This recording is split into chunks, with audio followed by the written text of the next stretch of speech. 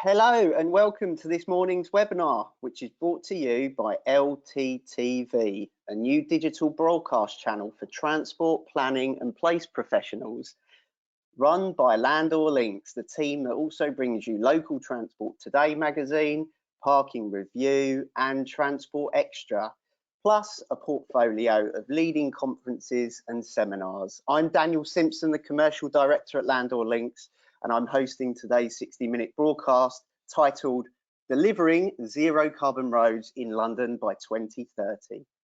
Today's session will focus on the London Cycling Campaign's recent Climate Safe Streets report, and our speakers will provide further details over the next hour. Speakers include Fran Graham, Campaigns Coordinator at the London Cycling Campaign, John Dales, LTT columnist and director at Urban Movement, and finally Simon Munk, also from the London Cycling Campaign, and speaking alongside him, a man who needs absolutely no introduction, Brian Deegan. Each of the speakers will present their slides, and we should have around 20 minutes for a Q&A towards the end of the stream. Please ask questions via the chat option on your webcast browser. You'll see a chat box at the bottom there. Or alternatively, you can email them to me, daniel@landor.co.uk. You can also comment on Twitter using the hashtag ClimateSafeStreets, but please do flag up who the question is directed at. We'll try and get through as many as we can, although the panelists have agreed to answer questions after the broadcast, so don't be too disappointed if your question isn't answered in the next hour. We will endeavour to get back to you as soon as possible. There's been a huge amount of interest in today's webinar. There's, last time I checked, there was nearly 600 registrations, and just looking at the lobby now, we're close to 400 live online, and that number seems to be going up. So hello and welcome. So without further ado, I'm going to hand over to our first speaker, Fran Graham from the London Cycling Campaign. Fran, take it away. Thank you. Hello, good morning, everyone. So yes, I'm Fran. I'm the campaigns coordinator at the London Cycling Campaign. Just a little bit about LCC. We're a membership-based organisation, and we work to ensure that everyone who wants to cycle in London can. We've also got local groups in nearly every borough. They're expert local campaigners who support all the work that we do and are absolutely brilliant. So I always like picking them up when I talk. As a campaigning organisation, sorry about that. So as a campaigning organisation, mayoral elections in London are a pretty big deal for us. They're a real opportunity for us as an organisation to push for change, and it's something we've been doing successfully for a number of years now. In 2012, we ran our Love London Go Dutch campaign, pushing for Dutch-style infrastructure in London, which resulted in the Cycle Superhighways and Mini Holland programme. And in 2016, we ran Sign for Cycling, which won commitments out of all of the major candidates to triple the length of protected tracks on main roads, provide funding for Mini Holland in every borough, and make direct vision lorries the norm. We've just done a bit of analysis for Sadiq, the end of Sadiq's term, and we think he's done pretty well on most of those things. He's tripled the length. We've got the Livable Neighbourhood programme, which is the evolution of the Mini Holland, and we've got a new direct vision standard coming in. So the election campaigns that we run do have a significant impact on London's roads, but also around the conversations that we have as transport professionals as well. So when we started to look at what would have been next month's election, mayoral election, as an organisation, we turned our focus to the climate emergency. My slide shows at the moment, for those who haven't seen it, a colour graph of the average temperatures over the last years, and you can see it getting warmer. We're an organisation that was born out of the environmental movement 40 years ago, so to start talking about climate change and the climate emergency is not a massive leap for us. It's reason why most of the people, a lot of people cycle, and we know that action on cycling equals action on climate. So not a big leap for us. In 2018, the IPCC also produced a report which essentially said that we have about 10 years to avoid locking in over 1.5 degrees warming, and all the horrific impacts that come with that kind of warming. So for us, this was a time to ask, to have a big ask on the climate, and what we settled on was decarbonising London's roads by 2030. So in the next 10 years, we would remove carbon from the road transport system in London. We wanted to ensure with this ask, it's a big ask, it's an ambitious ask, but we wanted to make sure that we had the backing for this ask, the intellectual standing behind it, and it's why we asked Urban Movement to come in and help us write the report we're talking about today, which is our Climate Safe Streets report. It sets out the need for change, and it shows that with enough political will, it's not only achievable, but it will radically transform London for the better. I'll let the others cover some of the detail of the report later on, but I wanted to talk about why road transport emissions needed tackling in London. So the picture in London reflects the national one. So road transport accounts for about 20% of the total carbon emissions, but unlike other sectors in the UK, it's failed to achieve any significant reductions in emissions. So despite the improvements in efficiency of vehicles, we're still not seeing any major reductions in emissions overall. For London, the roads are also a place where the mayor and borough councils have significant levers of control. They have less so over food, for instance, which is another significant emissions area. And as a global megacity, London has a responsibility, but also a really big opportunity to lead the way on this kind of stuff. But we know that within this opportunity, we have to talk about using cars less. Many of you will have seen that last week the Department for Transport released their information about their upcoming decarbonising transport plan.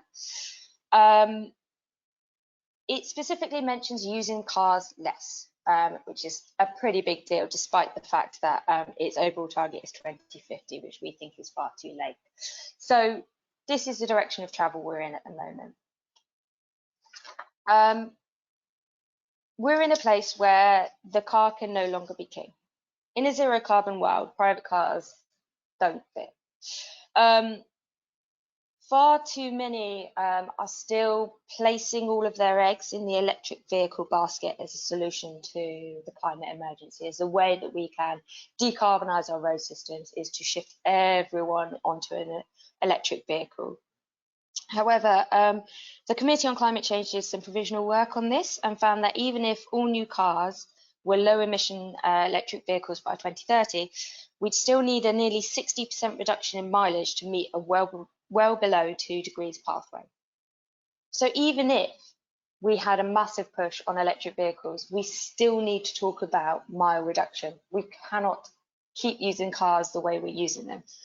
On top of that, you also have all of the other issues to do with electric cars. So there's still air pollution by the brake and tyre wear, there's still congestion, there's still road danger, there's the embedded carbon in producing the electric vehicles and the resource scarcity of the materials needed. They're not the silver bullet. They will have to be part of the mix, we believe, but we also need to ensure that we have a radical shift in how we move around our city alongside. So, before I hand over to John, I just wanted to say a little bit about why we've put this report out now. So, obviously, we've been planning on putting this out to run alongside our mayoral election campaign. We are currently in unprecedented times and the election has been delayed until next year. So we had an opportunity to go back and reformat the report and put it out next year in line with our campaign next year. However, while we are dealing with this COVID crisis, and while the quite rightly the borough councils, the mayor, the national government are wholly focused on that, we still have a year, and the climate crisis hasn't dissipated over that year. And we wanted to have a space where we can start having the conversations about the kind of London that we want to come out of this crisis. We wanted to have a space to where we could talk to the kind of audience that is on this call, our colleagues within the transport sector, activists across the city, people who have an interest in this. We wanted to have a conversation. We wanted to say, this is still a timely and important report. This is still a timely and important conversation to have. And it's one that won't wait a year, unfortunately. So I'll now pass over to John so he can give you a bit more information about the contents of the report.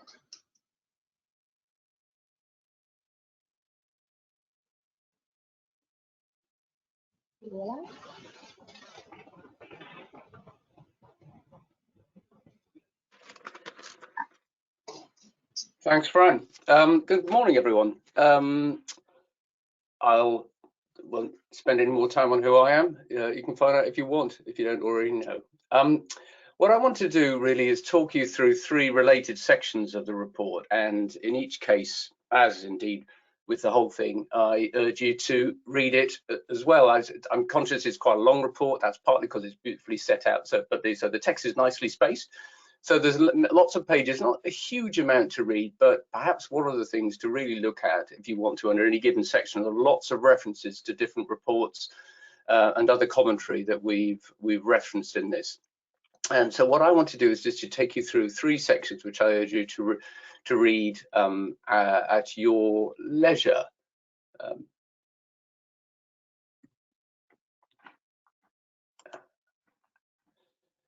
The first section is just a couple of pages on a vision. It's pages 18 and 19 of the document. And it's just trying to conjure up the thoughts of what our streets, London streets, to be honest, any other city centre street could look like in 10 years' time, and perhaps should look like as well, and should feel like, should sound like. The picture on the screen at the moment is actually of Potterstraat in Utrecht. I was hoping to go there in a couple of months, but that will be delayed. The last time over there, when I took this photograph with a few friends, some people on the call might recognise the back of their heads. This is 2013, and the reason I've just popped up this photograph to go along with our sense of vision is that this particular street seems to me to represent a number of the features that we're looking for. It's well bussed, it's well cycled, it has generous footways, and yet it's in the middle of a city where lots is going on. There even have trees down there and so forth. If you read the rather, you might consider it to be rather idealistic vision statement we prepared, it's talking about a street that could look something like this. It's not perfect, almost no street could ever be that, because what you want from it, what I want from it, changes almost by moment.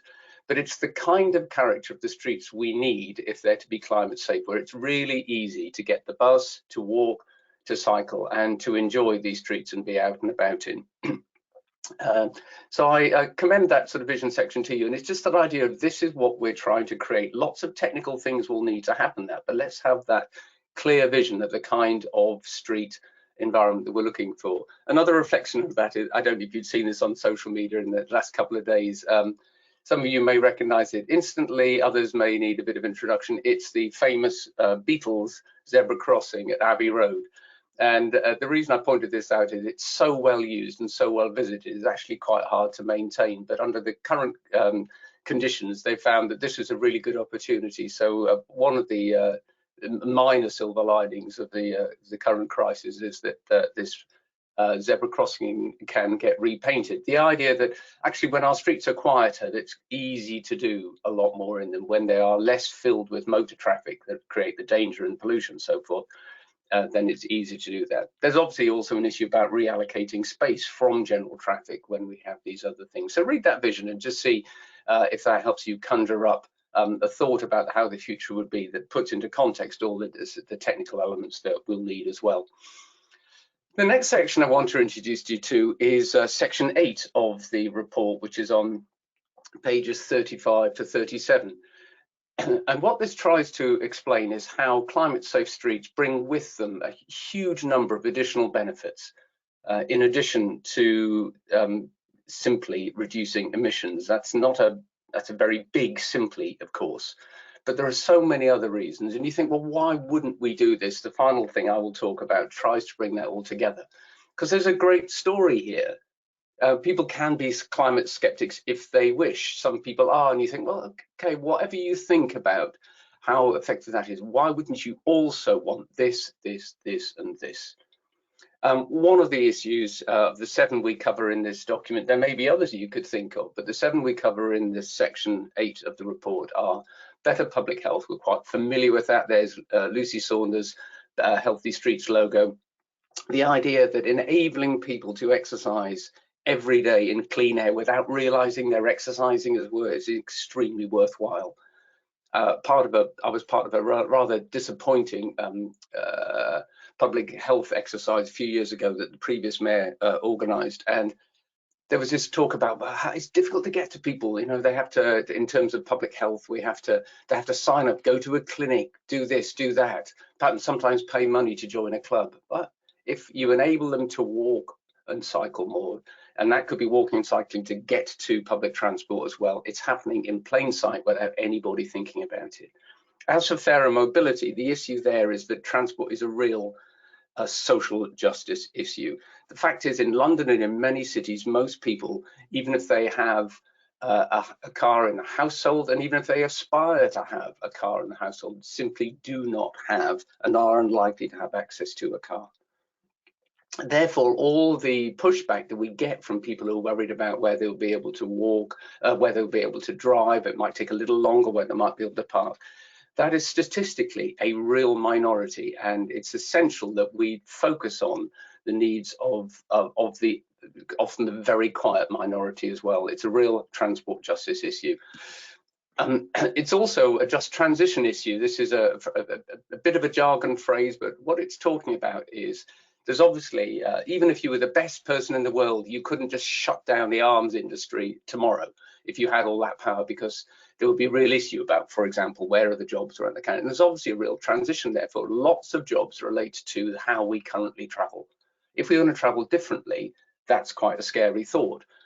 Well, there is, and there are some good references in this report, links to a lot of evidence that talks about the job opportunities that will come from different economies, from low carbon economies, and of course the better access to those existing and to new jobs that will be enabled, especially for people who don't have cars, if we focus on promoting the non-car modes.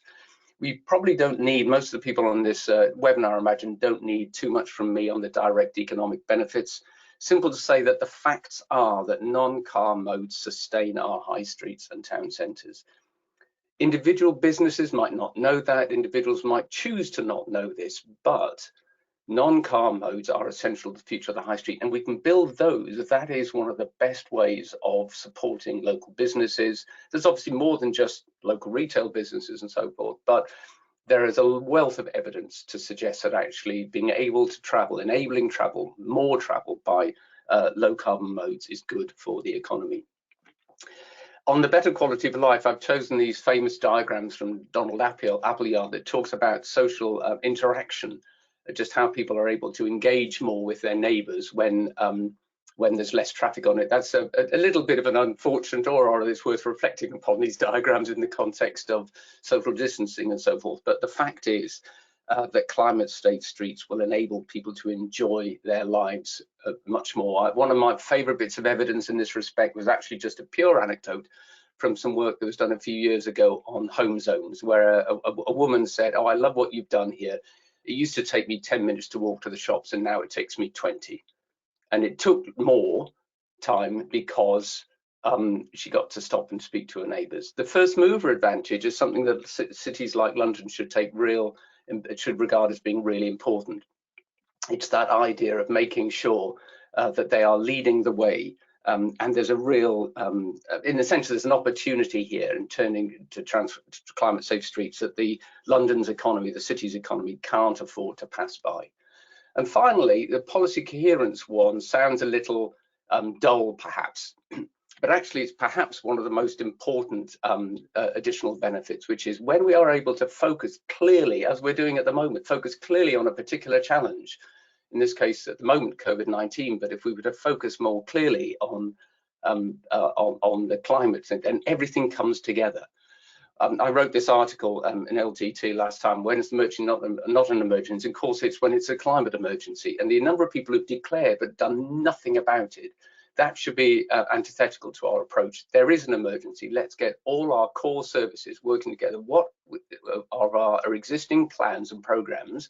You don't have to rip them up, but what are our existing plans and programs do we really need to put on the front burner, to expedite, to do quickly, to get together? There's a real opportunity here for this to bring it together, because, and I love the fact that it's this title on a government website, because Sir James Bevan, the chief exec of the Environment Agency, gave her an address that's reported on the government website. It's the climate emergency, stupid. That should be a real focus for Endeavour.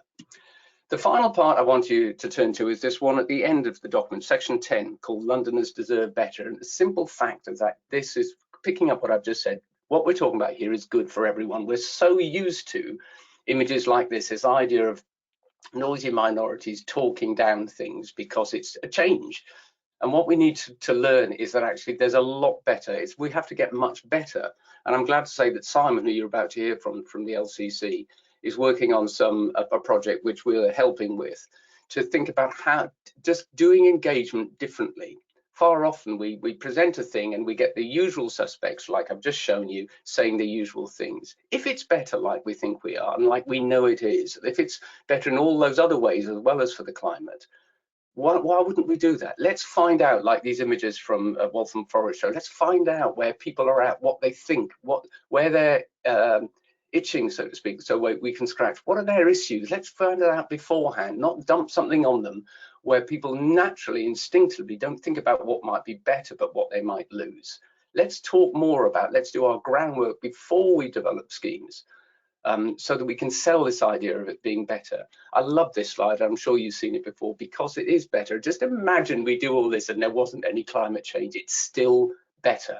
And we have to get better at engaging with people about how things can improve. We are all in this together, and we're used to be thinking about this adversarially. Let's start talking about how this can be better for all and bringing people with us. I don't always like to use images from Sky TV, but this is my last one. And what people often struggle with is to believe that this can be better. Let's start working at how we start our engagement processes on these things in such a way. Thank you. I'll just hand you over to Simon, to Brian now. So I guess this is the opportunity for me to introduce myself and also Brian. As said at the start, Brian really doesn't need much introduction, but I'm going to give him one anyway, whether he likes it or not. The doyen of cycling and walking at TfL is now one of the key designers on the Manchester B-Lines, Greater Manchester B-Lines schemes, and an all-round superstar of active travel. I'm the infrastructure campaigner at London Cycling Campaign, and prior to that I was a campaigner for many years in Waltham Forest, so I was very heavily involved in the Waltham Forest Mini Holland fact that I continually trumpet on about. So hopefully I've got mouse control. I don't appear to have mouse control. Click the screen first. Aye, thank you very much. Things will go much better if I listen to my instructions. So I'm also, as well as being the infrastructure campaigner, a massive old school hip hop head. So I couldn't really avoid this. This is, for those who don't know, De La Soul's 3 Feet High and Rising, and on that album, that seminal album, was 3 is the magic number, and 3 is the magic number for the key recommendations. Brian and I are going to kind of tag team across 8 recommendations that the report makes. Brian will cover the why and the how, and I will cover the what and the when for each of these. And really, we'll start with the 3 central recommendations of the report. These 3 are interlinked Now, all of the recommendations really are absolutely necessary, and probably more, frankly, on top, are necessary to achieve zero carbon roads by 2030. But these are the kind of the big 8, and of the big 8, the 3 in the middle are the ones that are most interlinked. So if we don't get people on bikes, we will fail to get mode shift fundamentally. We can't build bus networks at the incredible rate we can build cycle networks. We can't shift people onto walking to the rate that we can onto cycling, in terms of the potential for walking is already much higher, more close to being fulfilled. So we need to get people cycling, and the cycle network is key for that. We need smart road user charging, because if we don't deliver smart road user charging, we will not reduce the number of motor vehicles, and the number of motor vehicles on our roads is such a barrier to achieving more buses, more cycling, more walking, more anything else really. So we need people to not use their cars if they don't have to, and that creates space for other modes. And we also need low carbon shared mobility, which is the third of the magic 3, because that will break the kind of connection with the private motor car and persuade people to get about by other modes. So all of these 3 together are the first 3 we're going to talk about, and I'm going to hand over to Brian now to talk about the why and how of cycling. Thanks, Simon. Yeah, I'm really going to talk about the evidence supporting the why. There's lots of references, as John said in the report, but I'm going to pick out some of my favourites as we go through here that really help state the case. So, in the first case on the why, when it comes to cycling, I've shown a report there in the bottom right from the European Cycling Federation on quantifying the CO2 embedded in different transport modes, and surprise, surprise, cycling does quite well. At the point of use, there's no emissions from it, but there is emissions in CO2 as part of the manufacture of it, and they quantified this in the report. And also there's the theory, and it's true in my case, that cyclists eat more. So cyclists 21 grams of CO2 per kilometre as they travel along. 16 of those extra grams is food. We'll say cars, no extra food required, but that's still 271 grams of CO2 per car, of CO2 per kilometre in there. So that's 13 times higher in there. So if you just remember that one stat, that's the way to start on this one in there. And in terms of the how, I've referenced the report that Urban Movement did when I was at TfL, the International Cycling Infrastructure Best Practice Report, and it does Seville as a case study in there. I think what I like about Seville in terms of the how is that they had a mayor who just decided to do it, and then it just rolled out in 2 or 3 years, 60 miles of cycle infrastructure. At one point they were doing 400 meters a week, and I don't see what's holding us back in London there. So I'll pass over to Simon again to tell us what we should do. So this, as hopefully many of you know, is what's called the Strategic Cycling Network, or it comes from a document from TfL called the Strategic Cycling Analysis. Nationally, we have a thing called the Propensity to Cycle tool, which is fairly similar, but this is TfL's big data crunching kind of where there is the potential to most easily shift car journeys that are currently made over to bike journeys that are currently made. The blue lines that you could probably see are the lines of things that are either already planned in or done, and the red and orange and pink lines are the ones that are yet to be done. And they're kind of point-to-point measures of potential, with the dark red ones being the highest potential. Now, the current plan for TfL is for this to be done by 2041. And when that's done, 70% of Londoners will be living within 400 metres of one of these routes. And at that point, you have a network. You have what Seville have done, essentially, which is to say, you can come out your front door and fairly soon you'll be on a route that feels fairly comfortable and safe, and it will take you roughly via all the connections of the network to somewhere you want to go at the end. And that does seem to be very strongly what's needed to get loads of people out on bikes. Now, we think that 2041, obviously for the whole network, and even only then 70% of people living close to one of these routes is nowhere near fast enough, particularly now that the London Mayor has not only declared a climate emergency, but has also said if he's re-elected, for instance, he will do 2030. So we need to accelerate this. Our view is we need half of this all done by 2024, i.e. in the next 4 years, and the rest done by 2028. On top of that, we need to start filling in the gaps. The Dutch plan not for a 400-meter distance, that means an 800-meter grid of routes. They plan for things like 200-meter grids down in their dense inner city cores. And so we need to start filling in a lot of the missing gaps between these corridors identified before 2030. We also need to look at areas where there is no potential currently existing for cycling because there is no option to cycle. We're talking about bridges across rivers, we're talking about tracks across train lines. There is lots of severance in London that needs to be considered and dealt with to create potential where there isn't any. We also need to improve this network because currently this is all based off data that's around kind of commuting and longer journeys. It doesn't capture people riding their kids to school. It doesn't capture people riding to the shops. So we need to start looking at those shorter everyday journeys and how that builds into the network as well. And finally, TfL's current quality criteria is way below where the Dutch would put it. It's way below, in fact, even where the DfT looked likely to put it. So the trigger for where you need cycle tracks before, rather than quiet roads, what a quiet road is considered as, and whether, for instance, canals are acceptable despite the isolation and crime issues associated with them in London, certainly. These things need to be fixed as well for this all to work together. Now, back over to Brian to talk about, I think, shared mobility. Yeah, so certainly cycling is a large part of the story in there, and we had to start with that one, but they're kind of in order of priority as well, and there are so many wins with that. But onto scooters, I'm not sure whether the slide's going to move, but I'll start talking about it anyway. There we go. Ooh, steady. There we go. So yeah, I wanted to reference the report on the right. There's certainly quite a few negative comments about scooters and e-scooters in there, and should we use them, and will they litter the pavement, and are they a nuisance? And for me, that's down to poor management. But I'll reference this report in there because one, scooters are fun. I will say, and we should never forget that one in there.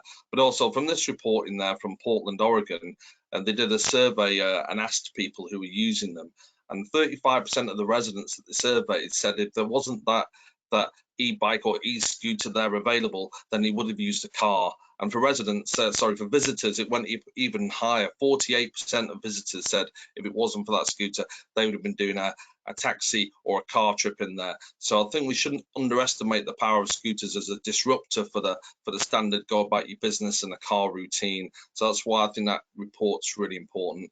The other thing I'll mention on the how is really kind of like micro mobility hubs or mobility hubs in general. It's the big craze in transport at the moment, and we haven't really got any in London in there. Maybe it's down to how we talk to buses and how we connect with different car operators in there. And certainly when it comes to the e-bikes in there, one of the big issues we've got is like the management of them. And for me, these hubs present a way to actually manage the parking of all these different vehicles and all these different options properly. So I'd point people in that direction. We really need to start rolling these things out. With that, I'll hand back over to Simon. So I think it feels a bit weird. Ooh, jumping slides.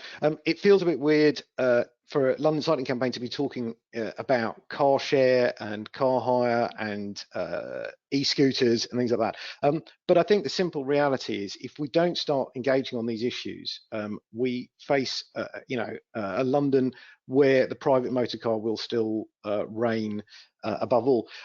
London certainly is proving quite difficult for the market operators on this issue, both across car hire and car share and across e-bikes, and no doubt will be the same for e-scooters when they are legally allowed.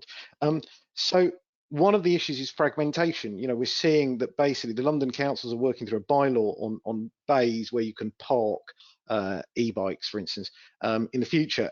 But that at the moment, we're still facing a situation where every single operator in these markets has to negotiate across every single London borough. I don't know if any of you have hired a Lime or a Jumper or whatever, but you kind of get to the weird boundary somewhere halfway even through a borough sometimes, and suddenly you're banned from going any further, or you can't park it without fine.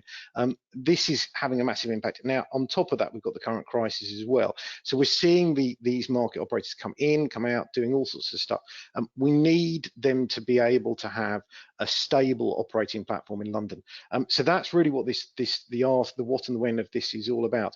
Is we need a common framework, not just for bids to operate in London responsibly, but for where you could park e-scooters, e-bikes, and e-cars, but also how you hire. So ideally, what we should be looking for is one common platform, data set that goes out to external apps, etc., so that you can hire easily, however you want to, wherever you want to, and get around in a more sensible way. We also want a situation, and this is the key ask really for this, for us, is we want to be in a situation where by 2024, Londoners live within 300 meters of a car share mobility hub with e-bike and e-scooter bay as well. So that means that you really are beginning to break the necessity to have those parked cars everywhere. They're parked 96% of the time in London. So we're giving a huge amount of real estate to private cars, and they cause a huge amount of congestion. If we can start to move Londoners away from that, we have a really good opportunity. The other thing we want is we want 10 shared mobility hubs, big transport interchange hubs with things like consolidation as well built in. So I think that covers shared mobility. I'm going to hand back to Brian now for smart road user charging. Okay, thanks, Simon. So, yes, why should we charge people? Come on, click that slide on. There's a graph coming. Oh, hello. Yes, the graph on the left is the big one, really, in the whole document, really. And if you do find some time, have a look through it. We took it from a European Commission bit of research in there. And that column on the left is all the external costs of car use from the road in there. And the bottom colour of it is how much we actually recoup back from taxes. So there's an enormous amount that actually gets paid out of general taxation, or we have to recoup back from collisions, from environmental damage, from air quality impacts in there. All these other external costs are just being met by society at the moment. Totted up across Europe, this research at the moment saying £800 billion a year is the total cost for our reliance on automobility across Europe in there.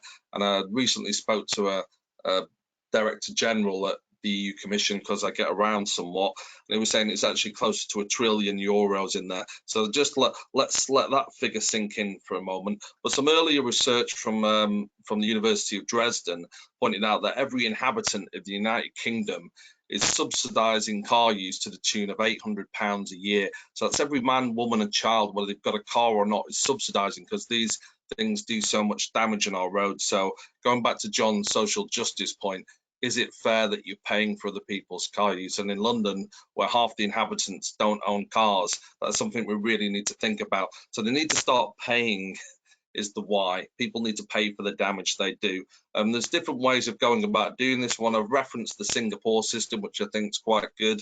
So it's a distance-based road user charging. That might be one of the ways we want to go in London. At the moment, obviously, we have one fixed payment, which means you can drive around all day, irrespective of the damage that you're causing in there. So there might be some slightly new systems that we can look at in there. And we pass that over to the Mayor. Well, let's talk about the what now. Back over to you, Simon. So we're going to rattle through these now, I think, because we want to make sure there's time for Q&A. Essentially, what we would need right now is a strategy. Then by 2024, what we need is trials, research, consultation, being ready to introduce smart road user charging across London. And at latest, by 2028, what we need is a London-wide version of smart road user charging. Even that might be too late. You know, we have now a new, very visceral demonstration of what is necessary journeys. So, you know, maybe this can be accelerated to look at this earlier. But really, it is, you know, it is vital that we do this to drive down private traffic. Right, back over to Brian. Brilliant. Okay, I'll speed up as well. So yeah, low traffic neighbourhoods, it's a key part of it. For me, it's there's almost a big four involved in this one in there, but I'll leave that for a moment.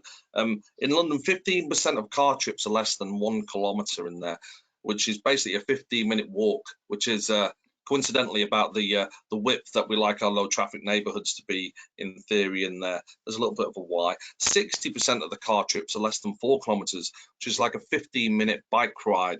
So we pretty much can handle most of the transferring of trips over to walking and cycling if we can make a more pleasant surrounding for them. I've referenced some of the Waltham Forest stuff. It comes up a lot because we really did do quite a good monitoring job on this one. And just to highlight a few stats from the report that's on the left there, the nitrous oxides went down 15 to 25% as a result of the Mini Holland. Particulate matter fell between 6 and 13% in there. And if you think about particulate matter, one tiny little toxic particle could bring on a heart attack in there. So these are big wins in there. They quantified that the residents of Waltham Forest altogether have another 41,000 life years in there. So that's 1.5 months for every single resident in there. Good stuff to know about. That's the kind of why. In terms of the how, there's a really excellent guide that I referenced on the slide there that London Cycling Campaign put together with Living Streets, and it's well worth a read. How to go next. I'll pass back over to Simon. So thank you, Brian. Brian's work as well in Manchester with the B-Lines schemes is showing that now we are capable of dividing up cities and areas of cities very quickly into what the low traffic neighbourhood, the residential areas are, and what the main and distributor roads are. So we think that by 2021, next year, London, all London boroughs should be capable of mapping their entire boroughs for distributor roads and low traffic neighbourhoods. And indeed, many of them already are, we are learning.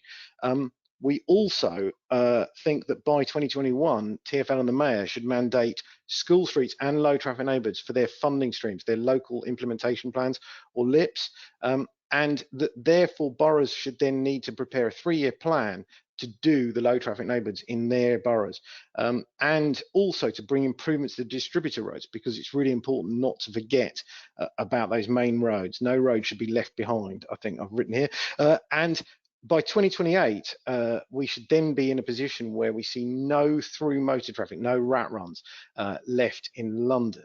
So thinking on to main roads now, Brian is going to tackle buses. Yeah, buses are the big one really in transport terms, particularly in London. They're the ones that carry the most amount of people in there. Obviously, we want clean buses, which is why this is titled zero emission buses in there. But I want to reference a little bit of the document in there. There's a TfL report there on what people want from their bus service, and it all comes down to reliability, really. People want to know that the bus is going to turn up and it's going to get them where they want to go in a reasonable amount of time in there. Why does that not happen? Well, the picture on the right kind of tells us, because there's so many unessential car trips going on there. There's evidence, and we reference in the report, that 3/4 of congestion is caused by excessive traffic use, and that's trips that didn't need to take place. So frankly, the way to make reliable buses, it all comes back to that same thing. Can we reduce cars? Is that the way to go about doing this? I'll pass back over to Simon. So the simple answer here is we think that right now, indeed during this crisis, there is a real opportunity to review what's currently going on and plan for the next. There's a real issue with the Mayor's Transport Strategy came out. We were expecting to see a lot of bus and cycle only high streets and bus lanes improving and stuff like that. We haven't seen that yet. So we think there is a real opportunity for bus priority measures, whether that's ANPR camera, bus and cycle only streets, whether that's 24/7 bus lanes. We've still got the situation where there's bits of the TLRN, bits of the core road network for buses in London that have parking in the evenings and things like that. So we think there's a real opportunity to plan now for a much more robust core bus network, and that's the next year really. Also to look at how buses fit with on demand. We're seeing some trials, there needs to be more. If they're successful, they need to be rolled out, and we think by 2024 we have the real opportunity to create a core bus network that is much higher priority than is currently in London. We can also see bus only high streets by then, and at the same time the bus fleet obviously has to be overhauled. By 2024 we should see central London buses all being hybrid at least, ideally zero emissions, and by 2030 we think, really 2032 I think we've written in the report, all buses should be completely zero emissions. Back to Brian for low carbon freight. Yeah, really one of the most effective things we could do to reduce carbon is to make our freight zero emission. that's like the big one really. There's been a lot of focus on cars, but really it's freight that matters the most. And I'll tell you why. In London, we've got 250,000 lorries coming into London every day, and it accounts for 23% of the CO2 in there. So you can see the potential market in there. And what can we do about it? Kimberly-Clark and Kellogg's collaborated on because a lot of freight goes around half empty or quarter empty, and they consolidated their trips together and saved 433,000 vehicle kilometres in just 1 year, and they're getting annual results like that in there. Another thing we can do, looking at it, is the ultra low emission zone. In the first 6 months, that reduced CO2 in central London by 4% in there. So the answer is, seems a little bit simple. Can we extend that? And I'll pass you over to Simon to see if we can. So freight is, I think, the greatest level of unknowns, the toughest nut to crack. The pathway for vehicles to kind of hydrogen or electric is far from clear. So what can we do? Right now, we can strengthen the freight and servicing action plan. That isn't currently updated to reflect a 2030 target. We need really good scrappage deals. We need the industry to be very clear on where their pathway for vehicle replacement is. We need EV charging delivery and planning for that. And we need area plans. And this goes back to Brian's point. There is a huge elasticity in terms of freight, servicing, consolidation, in terms of the number of vehicle movements made. So the vehicle pathway to electric or to zero carbon may be very, very difficult at the moment. But actually, the number of vehicle movements and how quickly we can drive down those vehicle movements is the key, I think, here. So there is a bunch of stuff in terms of ensuring that the London Assembly, the Mayor, TfL, enable the creation of consolidation mega hubs out on the outskirts of London and local distribution points. That's the key, really, to driving down movements as well as vehicle changes. Over to Brian for low carbon vehicles in general. Okay, so the actual zero emission cars only made it to number 7 on our list, and we hope that the government starts thinking in these terms as well. So really the picture was said by Fran at the start of the talk, really. It's about reducing the amount of cars. It's not about necessarily buying a new car, your electric one, to go about your daily business with in there, but keeping the diesel one for the weekends. This is consumerism might not be the correct answer on this one, particularly as it's been reported there's a big battery bottleneck, particularly when it comes to lithium-ion batteries. I don't know whether you've been following it, but like if you need cobalt for these batteries, and that's in one like a child slave labor camp in the Congo that you get all this stuff, it mightn't be the thing that we want to pin all our hopes on in there. So really we're talking about a reduction of private vehicles of 20,000 a week, and that should already have started, and that's across the UK, that figure in there. What can we do about it? Well, clean taxi fleets are really important in there, and really the smart road user charging comes in there as well in terms of the how, but I'll pass over to Simon now. So I think the main thing, the report has recommendations about 2024 for getting rid of petrol, diesel taxis and private hire in central London, and by 2030 indeed getting rid of essentially motor vehicles that aren't electric on our roads. But the key one here is to start to question the need for cars in that sense at all. This is a QuiCab, and we know that there are some operators trying to get these over to the UK. There are really opportunities from now pretty much to create scrappage schemes that don't just look at electric cars, but also e-bikes, shared mobility, public transport credits, etc. So that's the big key, is to start to question, as we move away from petrol and diesel, do we move away from cars as well? Back over to Brian for the last couple of slides. Okay, so it's last but definitely not least here, car-free planning. It's a big one, and I referenced the London plan there. Just if you look at the bottom of that table in there, you can see it's still possible to build a house in London and get 1.5 spaces for cars associated with it. We're pretty far off having car-free development in there. You'll see it references PTAL in there, so basically it's saying the public transport accessibility level's low, so we'll allow them to have a car. Well, no one's going to be able to put a bus service on if everybody's using cars. It's creating a kind of vicious circle that we need to find our way out of it. So I think we need to do something about that. So and repeat after me, it's got to be car-free development everywhere. And I'll pass over to Simon to finish up. So how do we do car-free development? This is Marmalade Lane in Cambridge, by the way, which actually isn't car-free, despite the fact that it looks it. There's a couple of car parking spaces on the outskirts, but it looks nice, so that's why I put it in there.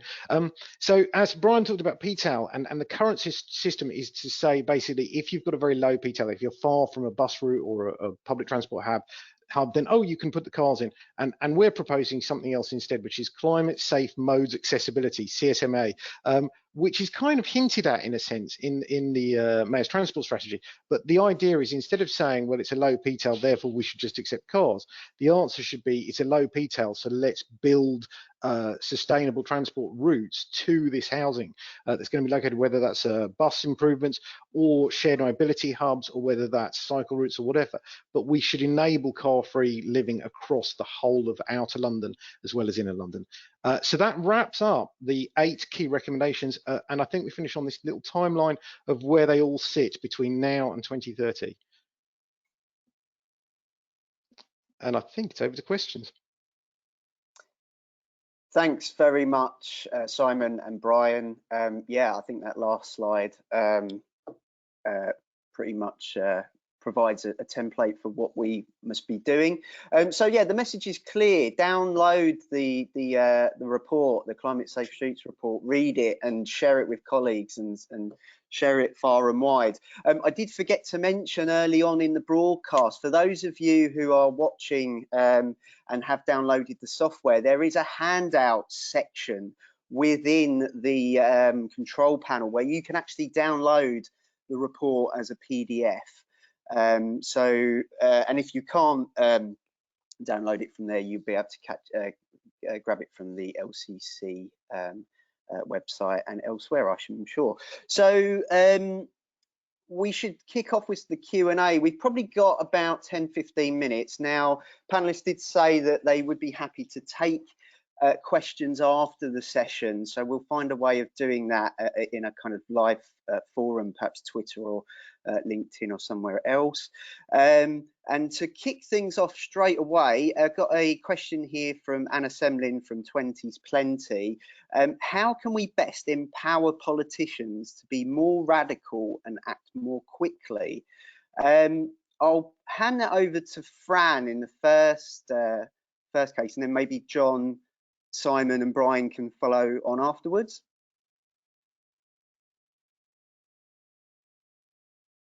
Hi, yes. So I think it's a really good question, and it's one of the things that we were hoping to do with our campaign in the run up to the election. It's why elections are such a key point for us, because we can demonstrate the breadth of support for calls like this, which was the plan. I think there's also a way we can back up the politicians. So, you know, we have a wealth of evidence that shows that this is the way that needs to be done. I think there is a way, as John was talking about bringing people along around the positive message that we're talking about. You know, the London we could create if we follow this plan in 2030 is a better London than the one we're in at the moment. But I think we also have to empower politicians to think about the silent majority and, you know, show some leadership around this as well. You know, this is something that they need to step up and say, this is where we need to go and this is where we need to do. So I will take on board feedback, I will take on board thoughts, but we can't keep doing what we're doing at the moment. We have to change what we're doing. And I think, thanks, Fran, I think for me, it comes back to the heart of this is why we had so many people declare climate emergency and then do nothing about it. It's the right thing to do. There's an easy recognition about that from politicians, but they just get really scared about taking decisions that seem to squeeze at the movement by car. And they're very familiar with the kind of pictures and interaction that I showed earlier with cross people with their arms folded. And I think that, and for me, that's like, well, of course, some people will say that, but they, A, are a majority, and B, we have to show, and this is, I think, a real opportunity. It's not that we have to show that this is better for everybody. It's actually get used to that. Let's explore with our politicians why, in addition to this, where the climate imperative, it's good for this reason, for that reason, for that reason. It ticks so many of your policy boxes. And therefore, in the context of that, you should see opposition to some of these things. You should place it appropriately. A, know that it's a minority, a really small minority in many cases, and B, place that against a basket of other priorities that you are committed to pursuing. That's it. That's it for me, as it were. Just to get the politicians away from the fear, the instinctive fear they have of the visceral reaction of the minority. Thanks, John. Simon and Brian, would you like to come in on that question as well? I mean, I think for me, Fran has covered it very well. I think the simple answer is that politicians need to feel the pressure to change. They need to hear from the public to change, and that's really important. But I think also, you know, as a campaigner, one of the dark and sinister secrets of my job really is to make sure that the politicians hear stuff that they care about. So it's about making sure that they understand why this is such an important issue, and why inaction isn't okay, and why action is okay. So I think that's the key for me. Just all I'd add is a couple of sound bites, really. You definitely can't do too much on this topic at the moment, but they can definitely do too little when it comes to politicians in there. So that will be on them for future generations. And the longer we leave it, the more bolder the interventions will be. This plan's quite reasonable at the moment, but we're talking in 10, 15, 20 years time, if we haven't done anything, if we haven't started to do anything, and the actual actions will be very radical, and we'll have a much severer political splashback on them. So go now, get at the front of the queue and start getting the benefits in there, and it could be good for the economy and good for the people in there. But if you leave it and you leave it and you leave it, it's a terrible decision that comes down the line. Thank you. Just a question, given the current situation around the world with coronavirus, I mean, is there any thoughts on how we can, as an industry, kind of lock in some of the benefits of, you know, reduced congestion and better air quality? I mean, it's possibly one of the strangest social experiments in terms of a forced behaviour change experiment. So is there any thoughts on how we can maybe lock in some of the benefits at the moment? Can I come in first? It's Brian again. Really, one of the positives about this crisis at the moment is we're all getting a taste of what like a car-free living's like wherever we are. I'm in a very high car dependency area. You know, when I go out for the hourly walk with the kids every day, it's people cycling down the middle of the road, everybody's walking around, you can hear everything. It's like a good clean area now. So I'm hoping we've got that memory now, and it's not like it that we have to send people over to Utrecht to get a taste of what it could be like. We're all having a little taste in it. I'm hoping when we come out the other end, we won't want to go back and fill up our streets with cars and make it hostile again. So that's a real positive we can take away, that we're all getting an experience of what the city should be like. I was going to jump in and say, fairly obviously, London Cycling Campaign, we're already talking to TfL and the mayor about kind of what's happening in the short term, you know, and in the medium term and in the long term, and we're aiming to put out something about that fairly soon. I think it is really important to understand that while on one hand that we're not going to go back, you know, that there is a whole bunch of stuff that's going to change now, forever probably.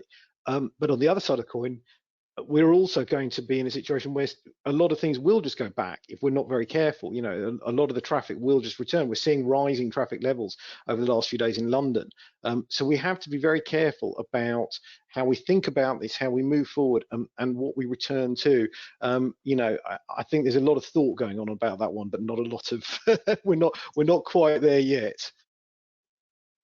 Yeah, I'd just chip in as well and say, like, obviously, the situation that's brought this about is not good. Like the massive societal lockdown is not the, you know, we've got quieter streets and we've got more people cycling, but you know, this isn't the vision of London in 2030 that we want to see. We want to see people moving about, going to the shops, going to work, doing their daily journeys. We just want to, the vision for 2030, where we want to be, is very different from where we are right now. But what we are seeing now is behaviour change shift on quite a radical scale. So people who haven't cycled before are pulling their bikes out of their sheds and using that as either their socially distanced way of getting to their essential job, or a socially distanced way of getting the exercise that they're missing at the moment through the lockdown. So, you know, we've got an opportunity now with the range of people who are rediscovering and refinding cycling at the moment. And I think the key thing coming out of this is making sure that those people don't then lose that opportunity that they're taking at the moment to use their bikes. We want to enable everyone who has picked up their bike during this time to keep using their bike, and that's going to be the key challenge for the boroughs and the mayor. Just to say, while I've got everyone here, obviously for people who are doing that, LCC have put out a cycling advice line at the moment, which might be of interest for some people. It's for people who are returning to cycling or getting on their bikes again. It's just loads of tips and advice on how to do that. So I just thought I'd give that a quick plug. Thanks very much, Fran. So yeah, it's 11:30, so we'll probably wrap up now. A huge thanks to the London Cycling Campaign for making today's webcast possible. Thanks to all our speakers and everyone who's logged in to watch, listen and contribute to the discussion. Also, just a special thanks to my Landor colleagues, in particular the work of Mark, Luca, Justin Andrew and Nat Clark. In the next 24 hours or so, a recording of the broadcast will be emailed to everyone who's registered, so you can watch back and share it with colleagues. The email will also include a special offer to become a member of the London Cycling Campaign, so keep an eye out for that, as well as a host of new LTTV events, which will be announced over the coming weeks. Please contact me if you want to discuss any ideas for content, daniel@landor.co.uk, or give me a call 0207 091 7861. Well, this has been fun. We should probably do it again soon. But for now, farewell, have a great weekend, and thanks for joining.